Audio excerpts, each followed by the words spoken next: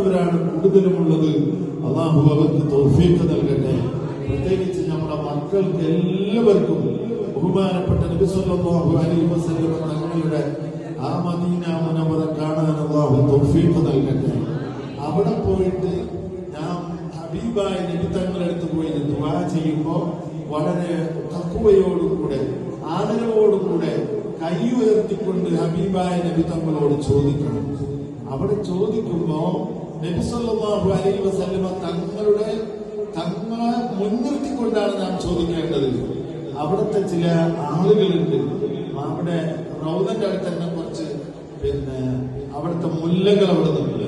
അപ്പോൾ നമ്മൾ ദ്വാരക്കുമ്പോ അവർ പറയും പറഞ്ഞുകൊണ്ടേയിരിക്കും. അതായത് നിങ്ങൾ കാബക്ക് മുന്നിട്ട് ദ്വാരന മതി, ഇങ്ങോട്ടാരും എന്താക്കണ്ട, ദ്വാരക്കണ്ട എന്നാണ് അവർ പറയുക. ഒരു നിലക്കും അത് കേൾക്കരുത്.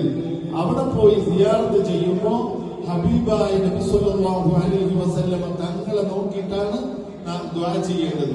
അപ്പോൾ നമ്മള് ഖിബ്ലയുടെ നേരെ പിന്നിലാവും. ഖിബ്ല നമ്മുടെ ബാക്ക് സൈഡിലായിട്ട് വരും. അവിടെ ബാക്ക് സൈഡിലായാലും അവിടെ നിൽക്കേണ്ടത് ഹബീബായ നബി മുഹമ്മദുർ റസൂലുള്ളാഹ് സല്ലല്ലാഹു അലൈഹി വസല്ലം തങ്ങളെ മുൻനിർത്തിയാണ് നാം ചോദിക്കേണ്ടത്. പിന്നെ അവിടെ വേറൊരു പ്രശ്നം